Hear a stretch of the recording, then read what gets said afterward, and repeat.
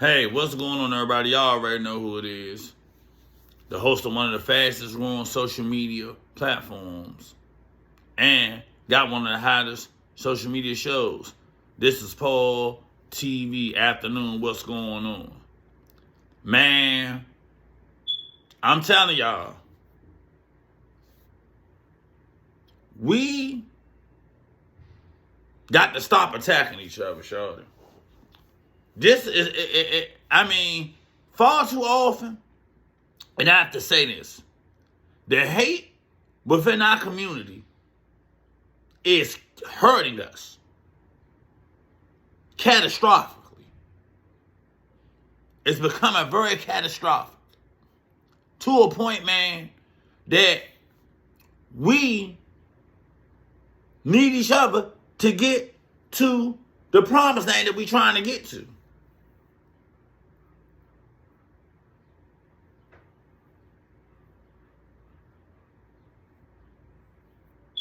And the thing is, I don't know why is there so much hatred when there's so much, let me repeat, so much money out here to get.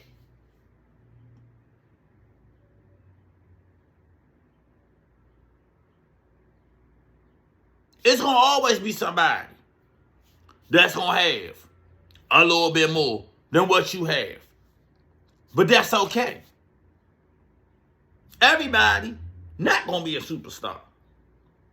Everybody is not going to be a millionaire.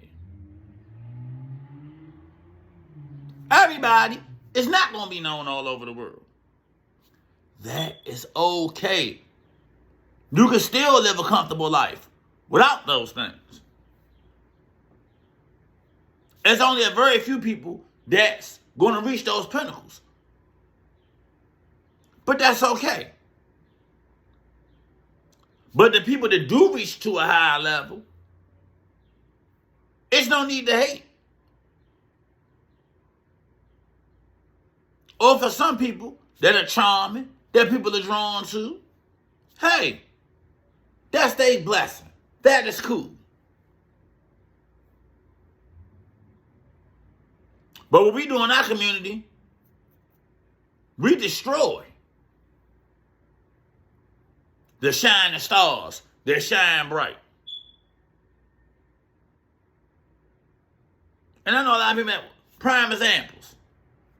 Look at Young Dolph. Another prime example. Nipsey Hussle. Another prime example. Gunu.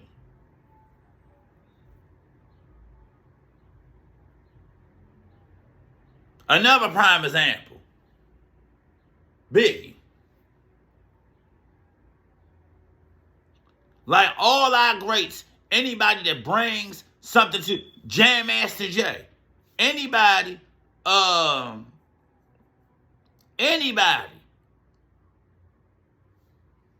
that's bringing something to your community, that's what you're supposed to protect.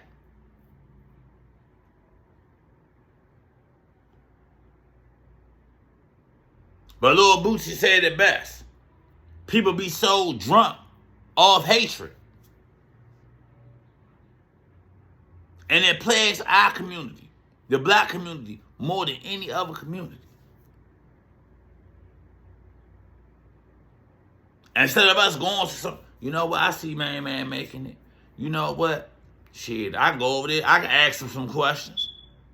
Or add a little bit of what he got. Take a little bit from him and add a little bit of my swag, add my own perspective to it. And I could either be on the same level as him or doing more than him. See, one thing about me, I never been a hater. I done been around people that had money. I've been around people that got material things. That shit don't matter to me. Because in certain instances, they wish they had what I had. See, I know when people like me, I know they like me for me. Can't put a price tag on that.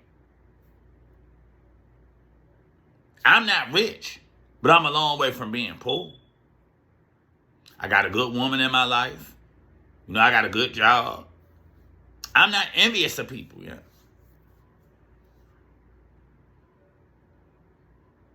I'm not. I've never been a hater. Because it's too much energy in it. Because it's going to always be somebody that's going to be a little better off. That may look better. That may be financially better off. That's okay. That don't make you a loser. But far too often, someone, man, that nigga think he like that, man. Man, you know what? I'm sick of this dude, man. I'm sick of his motherfucking ass. And the next thing somebody want to do is go get a gun. Another prime example. Pop Smoke.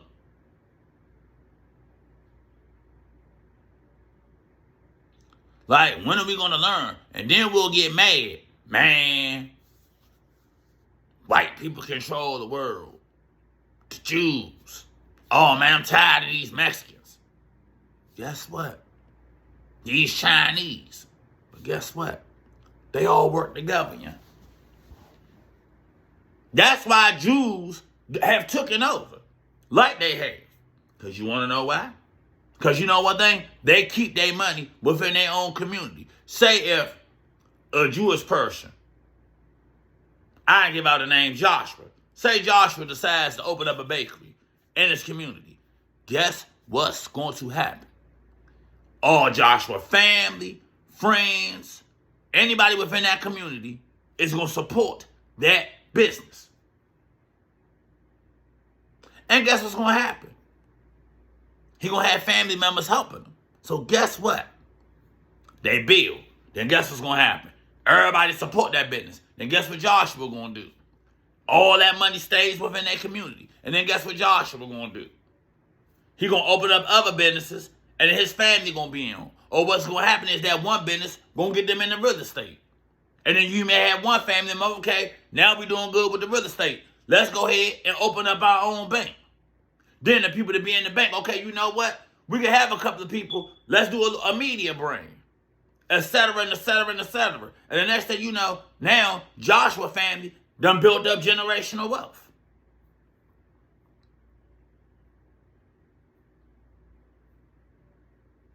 And it's the same way with the Chinese.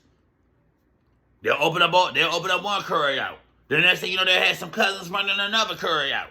And then what happens? They even had their kids working in the curry out, learning the cash register. And then what happens?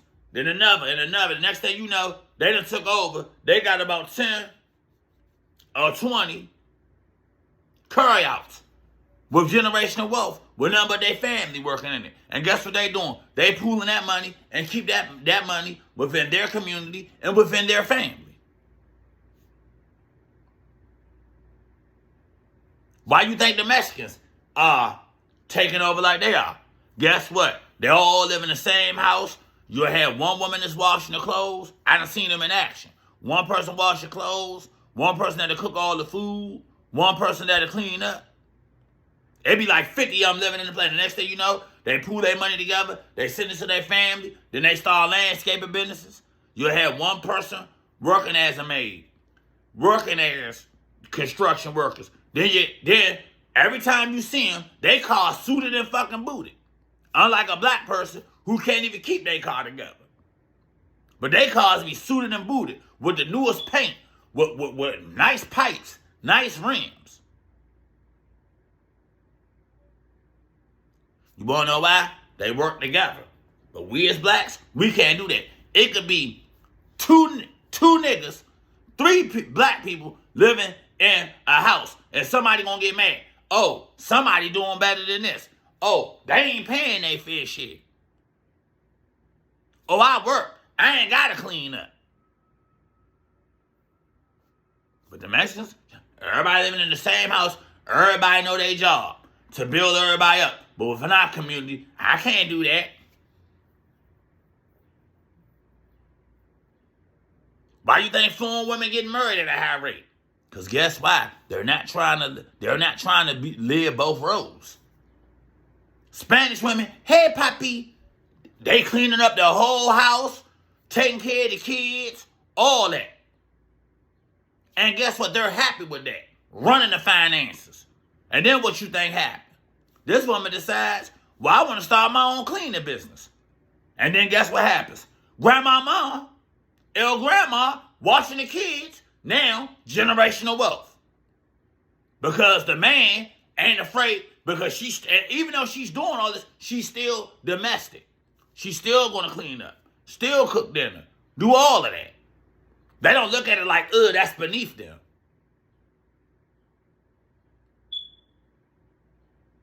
Black women, they don't want to cook. They don't want to do shit. And they look at the old school women. How you think the women kept the grandfathers? How do you think they kept your great uncle? How do you think they was married for so long like they was? Why do you think the grandmothers never really had to work? And when the grandfathers died, they got homes, all this type of shit. How you think that happened? Because everybody knew they role. And on top of that, everybody worked together. Martin Luther King wouldn't have been as great as he was if he didn't have Coretta Scott. She knew her role. When he was out there changing the world, how you think the kids got educated? She had to cook for them. She had to clean for them. She had to do a lot of things. The same way with Malcolm X's wife. That don't mean their roles was diminished. But somehow, within black women, my role got to be diminished if I got to cook. My role is diminished if I got to clean up.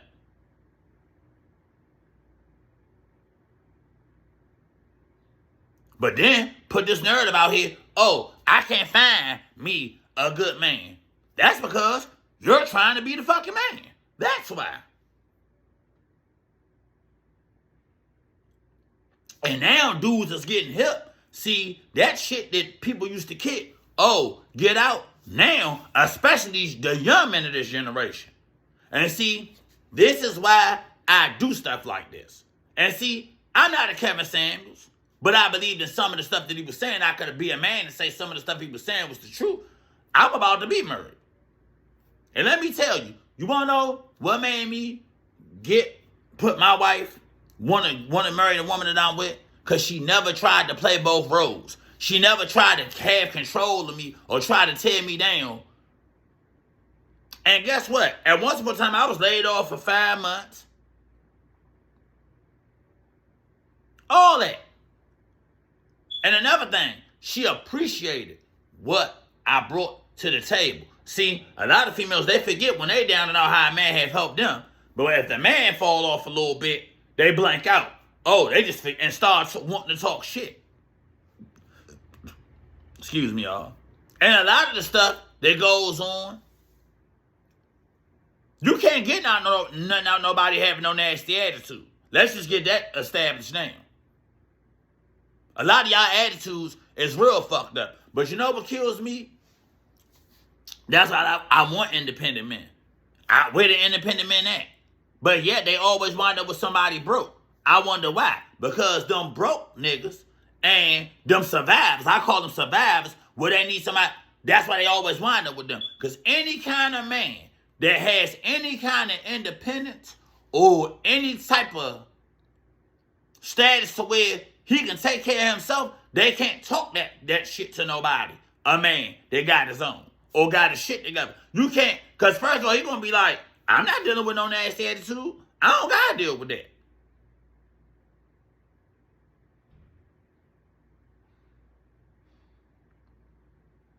I don't give a damn about your house and you going on trips. Because a lot of men now are taking themselves on trips and getting themselves passports. Because a lot of women throw that narrative out there, I don't need nobody. And men flipping it like, well, I don't need you. And the hood broads are dying. See that hood shit? Motherfuckers from the hood that's 30 and they 30 still trying to live that hood shit. It's not attractive at all. And then you wonder why a man want to just fuck on me. Because it's the vibe you give out. It's your vibe. If you speak hood rat, you're going to get hood rat actions. Meaning, a dude that want to fuck on you, you're cool for a dude to call at night. Because guess what? he knows he can call you at night because that one that's in school, that's one that's settled down, the one who ain't bitching and griping all the time, she just may not be available because she's working on trying to get a degree. Why do you think now you're starting to see a lot of older men being with younger females and see how the older females try to flip it? Oh, that's because they can just tell them what to do or do whatever they want to do. No. That's because they don't feel entitled. They not grouchy. They don't bitch all the time. They don't gripe all the time. They're not saying, oh, I had this or oh, I had that. Meaning, if you don't hear that all the time, then guess what? You don't mind helping. They're not trying to play both roles. They know the role. Well, hey, I'm a younger female. You know, I'm chilling. I got my shit together. So an older dude will be like, you know what? I can work with this. Instead of me talking to this older woman that already got 2 kids and want to bitch and gripe all the time and feel entitled, and then she can talk shit to me and don't appreciate nothing that I do. Hey, I'm going over to this younger girl who, you know, she need, you know, she don't bitch, she don't gripe. She appreciate what you do. There's no excess baggage. She ain't got no kids, nothing. She in school. So guess what? You'll be like, shit, I don't mind helping a little bit, paying for no school books. Then they're not stale potato chips. They ain't old because they done been through this and that. You got to pay for some shit somebody else done did eat. It's like a breath of fresh air. And it's getting to a point now that even the younger dudes don't even want to talk to the older females because they even say older females do too much. They do way too much. Way too much. But that's the nerve. And now you see I'm making it intertwine. How we as a community, women and men, have to try to work together. Because I'm going to tell you right now, it ain't no you throwing something up in people's face or whatever. That's why a lot of people, females within our community, is losing. And they got mad at Kevin Samuels. But if you just listen to the message, if you would just listen, he was really trying to teach people something. He really was. Our community is so in disarray, it's ridiculous. But then we always saying, why the Mexicans making it? We don't never had equal rights. Everybody else, even the gay people, is seeing more rights than the black community. I wonder why. Because it's our hatred. Anytime people can sit down and celebrate a person, people felt more sad about Alpo dying. And Alpo killed people. But you ain't see people like Alpo deserved to die and throwing parties that Alpo had died. But Kevin Samuels, somebody who never did nothing, but just speak his opinion and try to teach people something. People celebrated that. That just goes to show you where our community at. And it gets back to many of shows I done did. We celebrate hood shit and ratchet shit, but we don't celebrate a black person who reached a high pinnacle.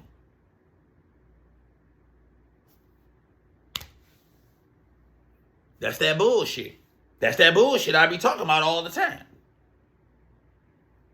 I mean, people actually was celebrating that this man was there. Alpo killed people, destroyed whole fucking families. And I would still sit up here and say, when I heard about Alpo dying, I ain't gonna lie, even though they said he was a snitch or whatever the case, I know he had a family. I still ain't celebrating him being dead. I was just like, you know, damn. You know what I'm saying? But when you put that narrative out there like that, you already know. That's the streets. But Kevin Samuels wasn't a part of nothing like that. Kevin Samuels, you know what I'm saying, was dressed nice and wanted more from the community. That's what he wanted. But you can celebrate him down. But like I say, but if it's somebody from the streets, everybody crying, everybody sad, or whatever, but you can celebrate that. And it gets back to the narrative that I always paint. That we celebrate, I see people celebrating with throw parties for people getting out of jail, but people with college, it's very few. Like, it's sad. Like in our community, oh, if you're educated, you're white. But if you're going to jail and doing all sorts of shit to destroy the community, you're real.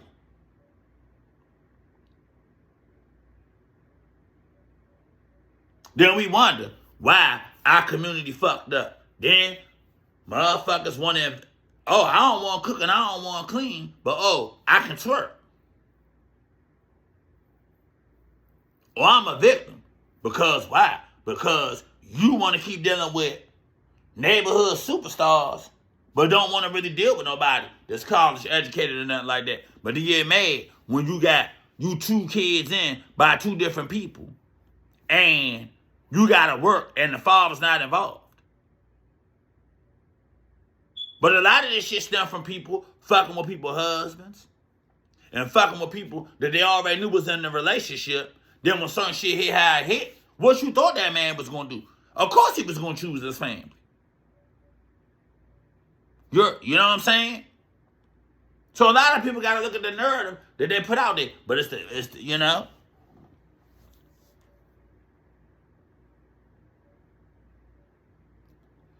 Our community fucked up, though. I don't have no problem saying it. It's really, you got the men,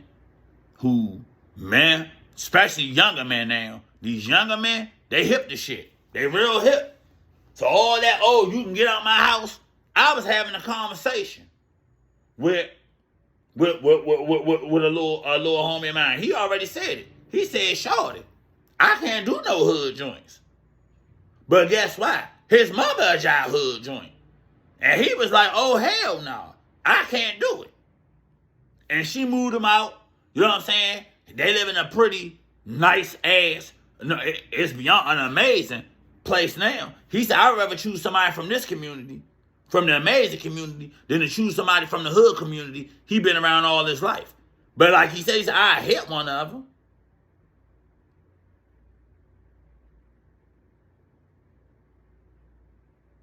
A lot of dudes feeling that way. Yeah, I say a lot of guys, it's too younger dudes, they don't even want to do DC females. Not them hood joints, they don't. I'm going to keep it all the way the fuck real. Both my son, nah, hell nah. My little protege, he grew up in the hood all the time. He said, I hit one of them, but I can't do them. Nah, not relationship-wise. But see, that goes to show the work that needs to be done in the community. Because, like I said, it's too much that be going on, It be too much. And then a lot of people be like, oh, how did Kanye wind up with the Kim Kardashian? Or how did Tiger Woods wind up with white? Because black women already knew they would have never talked to no people like that. Shit, look at what Russell Wilson go through. Good dude, clean cut, don't bother nobody. And look at how he's a dork in so many words.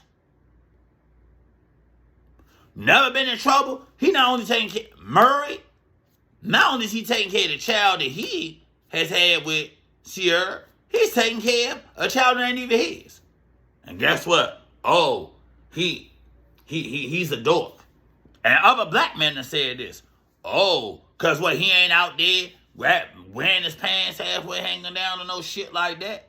Then we wonder why our community how it is. So the next time, don't ask, oh, well, how's everybody else succeeding? Guess what? Look at yourself first.